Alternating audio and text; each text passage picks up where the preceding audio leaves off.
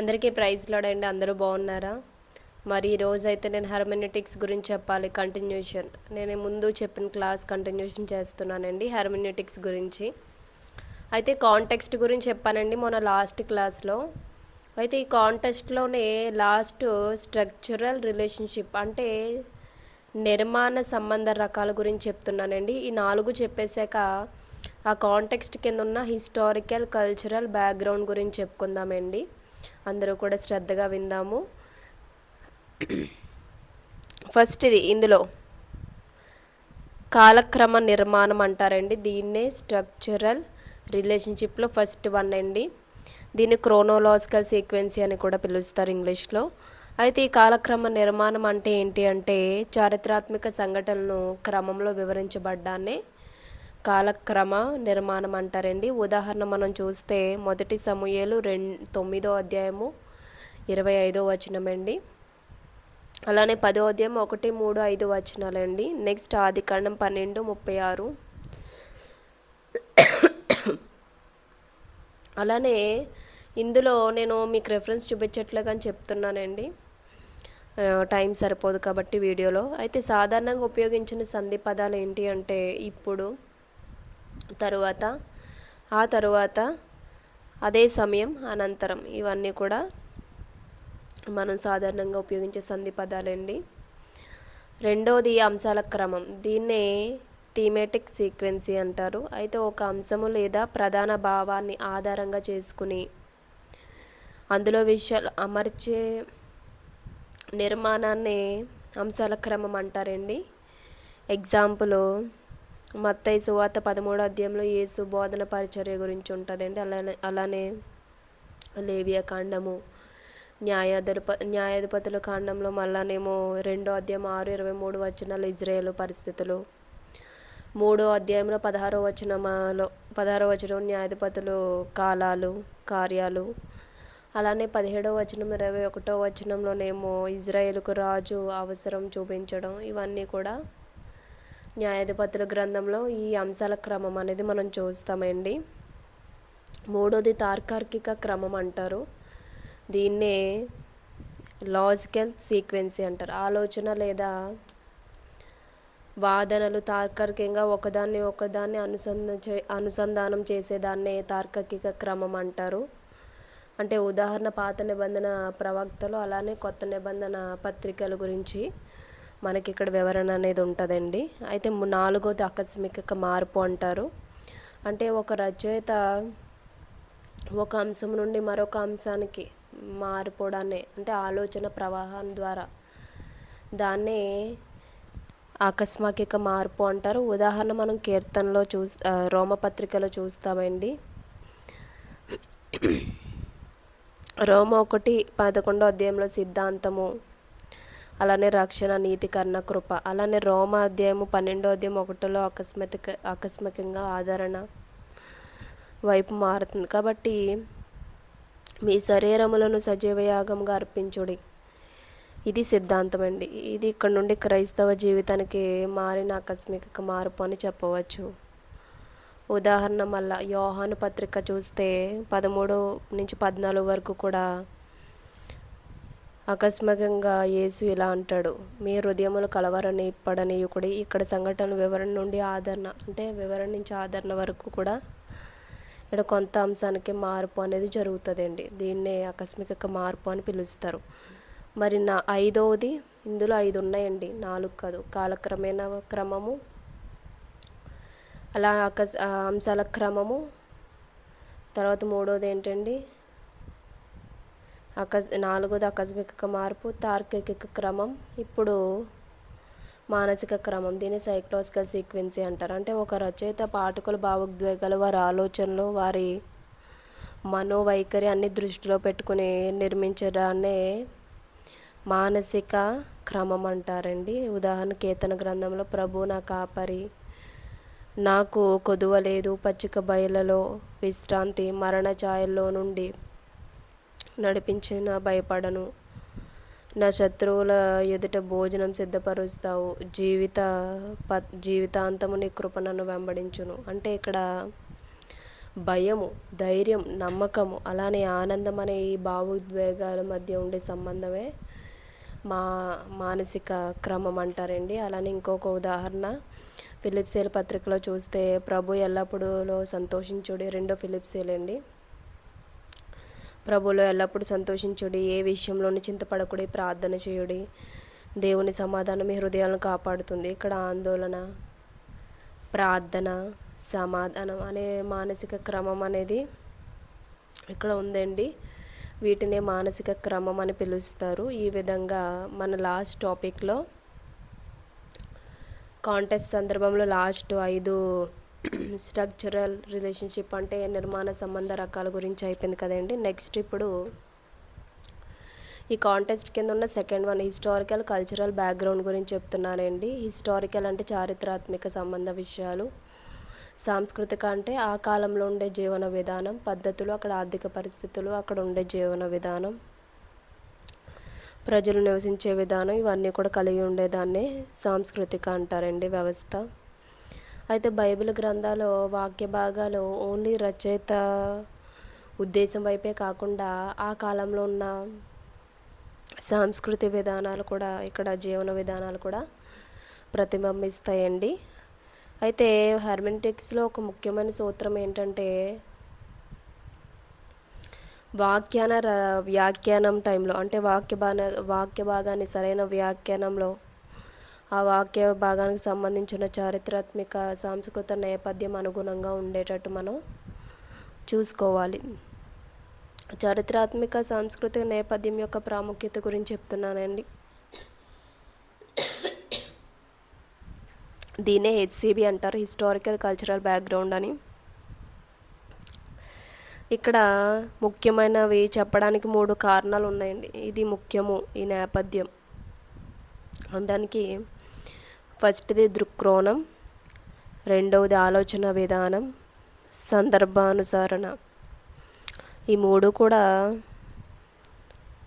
Principles అండి ఈ హెచ్సిబికి అంటే హిస్టారికల్ కల్చరల్ బ్యాక్గ్రౌండ్కి. ఫస్ట్ దృక్కోణం గురించి నేర్చుకుందాము. సంభాషణ లేదా సమాచార మార్పిడి జరిగే పరిస్థితులను దాని అర్థాన్ని అనుగుణంగా ప్రభావితం చేస్తాయి, కానీ కొన్నిసార్లు అదే అర్థాన్ని నిర్ణయిస్తుంది. కాబట్టి ఒక వాక్య భాగానికి సరైన అర్థాన్ని తెలుసుకోవాలంటే మొదట దానిని రాసిన రచయిత. ఇప్పుడు ఒక వాక్యం చదవాలనుకుంటున్నామండి, అసలు మొట్టమొదటిగా ఆ వాక్య భాగాన్ని ఎవరు రాశారు, అలానే మొదటి పాఠకుల దృక్కోణాన్ని మనం అర్థం చేసుకోవాలి. రచయితే కాకుండా మొదటి పాఠకుల వారి దృక్కోణం, వారి ఆలోచన, వారి విధానం మనం అర్థం చేసుకోవాలండి. రచయిత మరియు పాఠకులు ఒకే సాంస్కృతిక నేపథ్యం. ఇక్కడ రచయిత, పాఠకులు ఎవరైతే ఉన్నారో వారు అంటే చదివేవారు ఇద్దరు కూడా వారి నేపథ్యం ఒకే సంస్కృతిలో ఉంటుంది. ఒక సమాచార పరిజ్ఞానం కలిగి అదే కాలంలో జీవించినప్పుడు వారు తమ దృక్కోణాన్ని ప్రత్యేకంగా వివరించవలసిన అవసరం చాలా తక్కువ ఉంటుంది. ఈ పరిస్థితి నేటికి కనిపిస్తుంది. అంటే జీవించే విధానం కానీ అలాగే ప్రత్యేకంగా మన ఈ దృక్కోణాన్ని వివరించాల్సిన అవసరం ఉండదు. ఎందుకంటే చాలా తక్కువ ఉంటుంది. అదే కాలంలో జీవించారు కాబట్టి ఆ సమాచార పరిజ్ఞానం కలిగిన. ఈ విధంగా ఈ పరిస్థితి నేటికి కూడా మనకు కనిపిస్తుందండి. ఉదాహరణ, ఒక స్నేహితుడు ఒక వ్యక్తిగత ఉత్తరం. ఇప్పుడు ఒక స్నేహితుడు ఉన్నాడండి, వారిద్దరి మధ్య ఉండే సంభాషణ ఒక లెటర్ కింద రాశాడు. ఆ ఉత్తరం రచయితకు మరియు మనకు మాత్రమే తెలిసిన గత అనుభవాన్ని సూచించే విషయాలు ఉండవచ్చు. ఇప్పుడు ఆ లెటర్లో ఏముంటాయండి, ఇప్పుడు నేను ఒక లెటర్ రాశాను, అది మీకు నాకు మాత్రమే తెలుసు. ఆ లెటర్ని రాస్తున్న నాకు, అందులో చదివిన మీకు ఆ సమయంలో ఏమైంది, ఆ సమయంలో మనకి ఎన్ని జ్ఞాపకాలు, ఎన్ని విషయాలు, అవే మనకి ఆలోచన వస్తాయి. నేను రాసిన నాకు, చదివిన నీకు.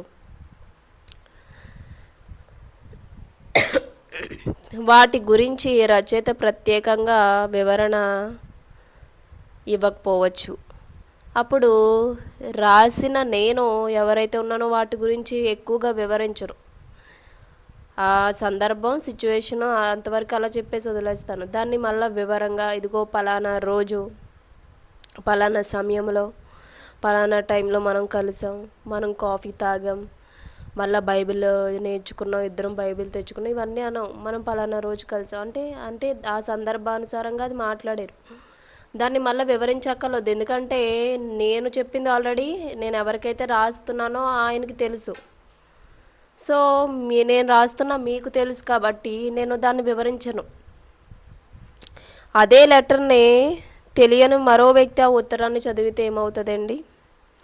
ఆ సూచనలు అర్థం చేసుకోవడం అతనికి చాలా కష్టం అవుతుంది కదా. అంటే పలానా రోజు మనం అవి అక్కడ కలిసాం కదా, పలానా రోజు మనం ఆ ప్లేస్లో బైబిల్ చదివాం కదా, ఇది ఆ టైంలో మనం ఎక్కడ కలిసాము, ఏంటి, ఏ టైంలో కలిసాము, ఏ సంవత్సరంలో కలిసాము, అవన్నీ ఎవరు గుర్తుంటాయండి రాసిన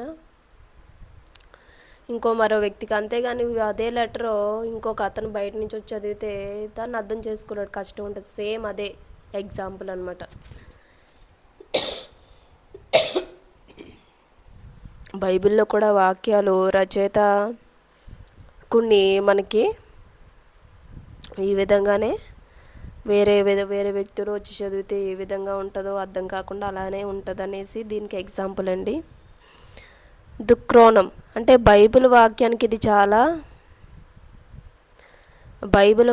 వ్యాఖ్యలను ఇది చాలా వర్తిస్తుంది.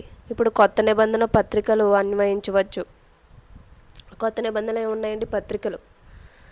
అపోస్తులు మరియు ఇతర రచయితలు మొదట శతాబ్దపు క్రీస్తు శకం కాలంలో నిర్దిష్ట ప్రాంతంలో నివసిస్తున్న నిర్దిష్ట ప్రజలకు నిర్దిష్ట పరిస్థితుల గురించి ఈ పత్రికలు రాశారు. మనం చూస్తే గలతీల సంఘానికి, కొరింథీల సంఘానికి అని రాస్తారు పత్రికలు. అవి రాసినప్పుడు మనం ఏమనుకుంటాం అంటే ఆ కాలంలో ఆ ప్రజలు ఆ సమయంలో వారు రాసిన పత్రికలండి అవి. చాలా సందర్భంలో రచయిత మరియు పాఠకులు ఒకే కాలంలో జీవించారు. అప్పుడు ఈ లెటర్ రాసిన ఈ అపోస్తలుడు పౌలు గారు ఏ విధంగా లెటర్ రాశారో, ఈయన ఎవరికి రాశారో వారు ఇద్దరు కూడా ఒకే కాలంలో జీవిస్తూ ఉండేవారే. అయితే ఒకే గ్రీకు భాష మాట్లాడారు. ఒకే భాష, సంభాషణ కూడా ఒక భాషే. ఒకరినొకరు మరియు తమ చుట్టూ ఉన్న ప్రపంచాన్ని గురించి అనేక విషయాలు ఒక విధంగా తెలుసుకున్నారు. వీరు ఒకే భాషలోనే ఒకే కాలంలో జీవించినప్పటికీ వీరు ఒకరినొకరు మరియు వారి చుట్టూ ఉన్న పరిస్థితుల గురించి, అప్పుడు విషయాల గురించి వారు ఏం చేసుకున్నారండి? చర్చించుకున్నారు. అయితే ప్రాచీన ఇజ్రాయేలు ప్రజలు అనుభవాలు అనేక కీర్తనలు ప్రతిబింబిస్తాయి. మనం ప్రాచీన ఇజ్రాయేలుగా చూస్తే కీర్తనలో వారి అనుభవాలు అనేవి మనకి ఇక్కడ ప్రతిబింబిస్తాయండి. వారు రాజులు మరియు సామాన్యుల ఉన్న ప్రపంచంలో రాజరిక వ్యవస్థలో జీవించారు. వారు ఏ వ్యవస్థలో జీవించారండి? రాజరిక వ్యవస్థలో. న్యాయాధిపతుల గ్రంథం వారు ఆ కాలాన్ని ఇలా వివరిస్తుంది. న్యాయాధిపతుల కాలంలో వస్తే వీరి కాలాన్ని వీరు వివరిస్తున్నారు. ఎలాగా? ఆ దినములలో ఇజ్రాయేలు రాజు లేడు, ప్రతి మనిషి తన దృష్టికి ఏది న్యాయమో దానినే చేశాను. ఇది న్యాయాధిపతుల గ్రంథం అండి, 21వ అధ్యాయము 25వ వచనం. అంత్యకాల దర్శనాలకు సంబంధించిన ప్రవచనాలు ఇవన్నీ కూడా ఈ దృక్కోణంలోకే వస్తాయి. అంటే అదే కాలంలో రచయిత, అదే కాలంలో ఆ పాఠకులు, వీరందరూ కూడా వారి సంబంధించినవి రాసుకున్నారు ఆ కాలంలో. అవే మనం చదివితే ఇప్పుడు మనకి ఎలా ఉంటాయండి? అర్థం కావు. ఆనాటి పరిస్థితులు, ఆనాటి కాలంలో, ఆనాటి కాలంకి ఒకే భాష అనుసరించడం ఇవన్నీ కూడా మనం చూస్తామండి వాక్యంలో. నెక్స్ట్ దృక్కోణం గురించి చెప్తున్నాను. మన దృక్కోణాన్ని ఎందుకు అర్థం చేసుకోవాలి?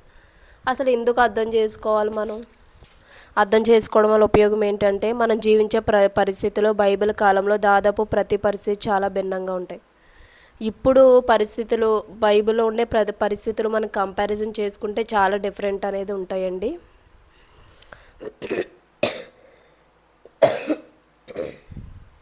అందువల్ల మొదటిసారి చదివినప్పుడు కొన్ని బైబిల్ వాక్యాలు అసలు రచయిత ఉద్దేశించిన భిన్నమైన ప్రభావాన్ని మనపై చూపడం ఆశ్చర్యకరం. ఇప్పుడు ఫస్ట్ టైం మీరు బైబిల్ చదువుతున్నారు అనుకోండి, అక్కడ రచయిత ఉద్దేశించిన ప్రభావం అనేది మన భిన్నమైన ప్రభావం అనేది మనపై చూపించడం అనేది ఆశ్చర్యకరంగా ఉంటుంది. ఎందుకంటే నేటి బైబిల్ వ్యాఖ్యాతలో తమను తాము రచయిత మరియు మొదటి పాఠకుల స్థానంలో ఉంచుకోవాలి. బైబిల్ వ్యాఖ్యాతలు ఎవరైనా ఉన్నారంటే తమను తాము ఎక్కడ ఉంచుకోవాలని రచయిత ప్లేస్లో మొదటి పాఠకుల స్థానంలో మనం ఉంచుకుని దాన్ని వ్యాఖ్యానం అనేది చెయ్యాలి. దీన్నే దృక్కోణం అంటారు. అర్థమైందండి. నెక్స్ట్ రెండోది మైండ్ సెట్. దీన్ని ఆలోచన విధానం అని కూడా పిలుస్తారు. ఒక వ్యక్తి యొక్క మానసిక వైఖరి. ఆలోచన అనగానే ఏంటండి? ఒక వ్యక్తి యొక్క మానసిక వైఖరి, వారి ఆలోచన విధానము లేదా దృక్కోణం. మాటలు కేవలం సమాచారాన్ని మాత్రమే తెలియజేయవు. అవి ఒక నిర్దిష్ట విధానంలో, ఒక నిర్దిష్ట ఉద్దేశంలో మరియు ఒక నిర్దిష్ట భావోద్వేగ ప్రభావాన్ని కలిగించేలా మాట్లాడతాయి. ఇప్పుడు ఒక వ్యక్తి యొక్క మానసిక వైఖరి కానీ, వారి ప్రవర్తన కానీ, వారి ఆలోచన విధానం కానీ ఎప్పుడు కూడా సమాచారాన్ని మాత్రమే తెలియచేయండి. ఇంకోటి ఏంటంటే ఒక ప్రభావాన్ని కలిగించేలా, ఒక నిర్దిష్ట సమయంలో ఆ ప్రభావాన్ని అనేది చూపిస్తాయండి.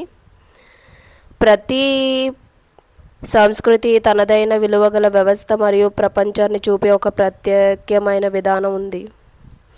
ఇవి సంభాషణ, భావోద్వేగ అంశాలను ప్రభావితం చేస్తాయి. అందువల్ల ఒక మాట లేదా ప్రకటన యొక్క ప్రభావం ఒక సంస్కృతి నుండి మరొక సంస్కృతికి మారవచ్చు. ఎందుకంటే ప్రతి సంస్కృతి మంచి చెడుల గురించి మరియు విలువల గురించి తనదే ప్రమాణాలు ఉంటాయి. ఇక్కడ మనిషి మానసిక వైఖరి కానీ, మానసిక ఆలోచన ఒక నిర్దిష్ట ప్రయోజనం, నిర్దిష్ట స్థలములో నిర్దిష్ట ఆలోచనలతో ఒక ప్రభావాన్ని కలిగించేగా మాట్లాడితే, అయితే ప్రతి ఒక్క విధానం కూడా ఒక సంస్కృతి మరొక సంస్కృతికి ఏమై ఉంటుందండి, మారవచ్చు. ఎందుకంటే ఒక మాట లేదా ప్రకటన యొక్క ప్రభావం అనేది ఖచ్చితంగా అక్కడ మారడం అనేది జరుగుతుంది. ఎందుకంటే ప్రతి సంస్కృతి కూడా ఏం చెప్తుందండి? మంచి చెడుల గురించి చెప్తుంది. అలానే విలువల గురించి, తనదైన ప్రమాణాల గురించి కూడా ఇక్కడ మనకి ఉంటాయండి. అంటే ఉదాహరణ నక్క. యేసు హేరోదు అతి పన్ను నక్క అని పిలిచాడు. వెళ్ళి ఆ నక్కతో చెప్పుడి. లూకాసు వార్త 13:32 అంటే నక్క అంటే ఇప్పుడు రాజు నక్క అయిపోతాడండి? కాదు. కానీ అక్కడ ఒక జంతువుతో పోల్చడం, ఒక జంతువుతో అక్కడ నక్క అనే దానితో పోల్చుంటే నక్క లాంటి స్వభావం లేదా నక్క లాంటి బుద్ధి కలిగి, ఇప్పుడు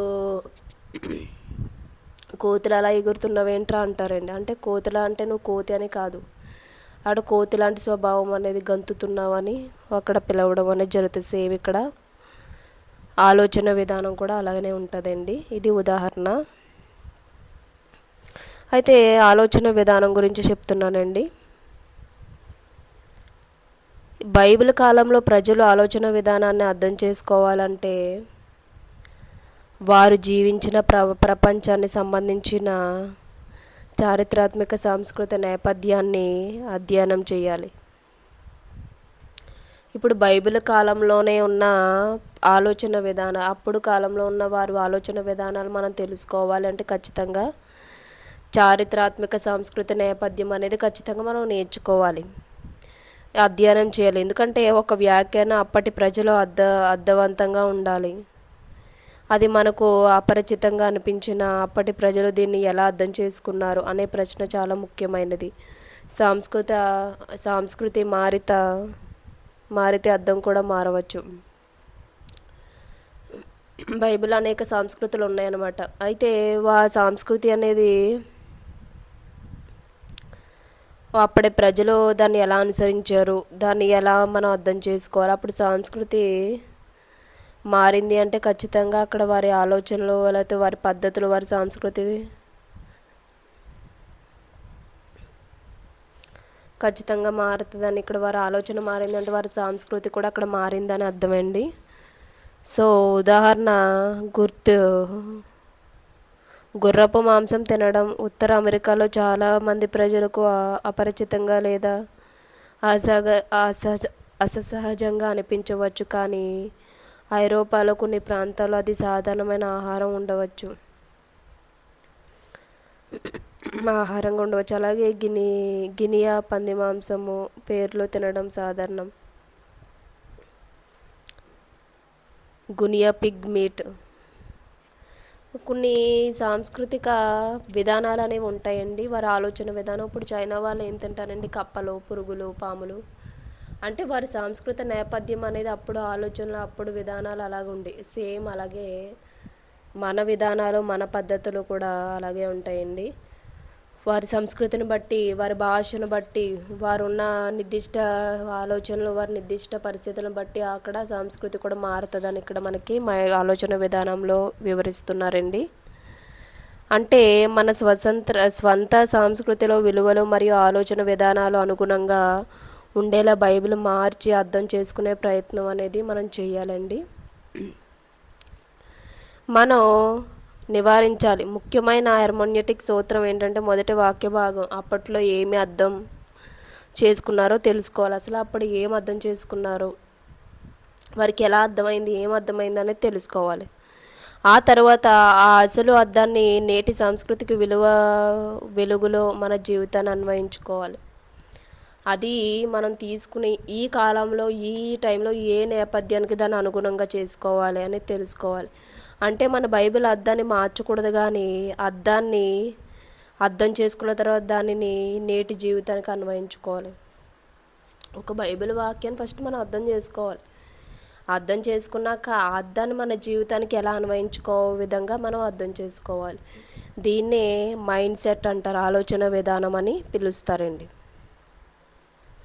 నెక్స్ట్ మూడవది కాంటెక్స్టలైజేషన్. ఇవన్నీ కూడా హిస్టారికల్ బ్యాక్గ్రౌండ్, కల్చరల్ బ్యాక్గ్రౌండ్ గురించి చెప్తున్నానండి.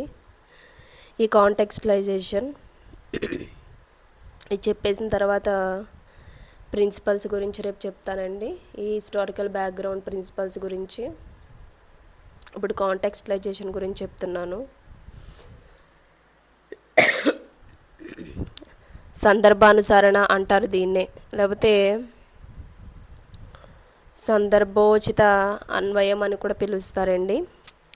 బైబిల్ సత్యాన్ని నేటి సందర్భంలో సరిగ్గా వ్యక్తపరచడాన్ని 2 దృక్కోణం లేదా 2 లెస్సలు అవసరం.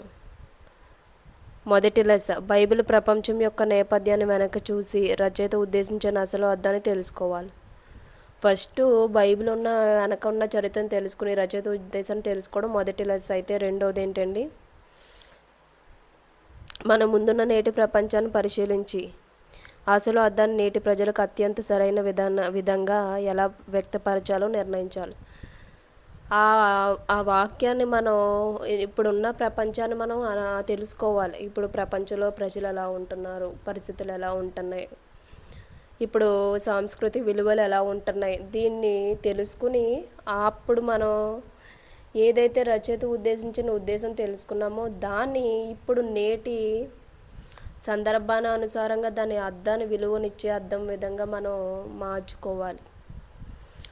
బైబిల్ వ్యాఖ్యానం కేవలం ప్రాచీన ప్రపంచాన్ని గురించి తెలుసుకోవడంతో పాటు, అంటే ప్రాచీన కాలంలో ఉన్న విషయాలు తెలుసుకోవడంతో పాటు ముగిసిపోకూడదు. బైబిల్ మనకు దేవుని వాక్యము కాబట్టి దాని సత్యాన్ని నేటి అనుగుణంగా మనం అన్వయించుకొని నేటి జీవితానికి అన్వయించుకోవాలి.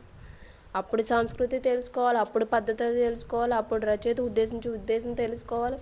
ఆ ఉద్దేశించిన ఉద్దేశమును మనం గ్రహించి ఇప్పుడు మన జీవితాలకు దేన్ని ఎలా, మనం ఇప్పుడున్న పరిస్థితిని తెలుసుకుని దీనికి మన జీవితాన్ని ఎలా అన్వయించుకోవాలి అనేది కూడా మనం గ్రహించాలండి. దీన్నే కాంటెక్స్టలైజేషన్ అంటారు. అయితే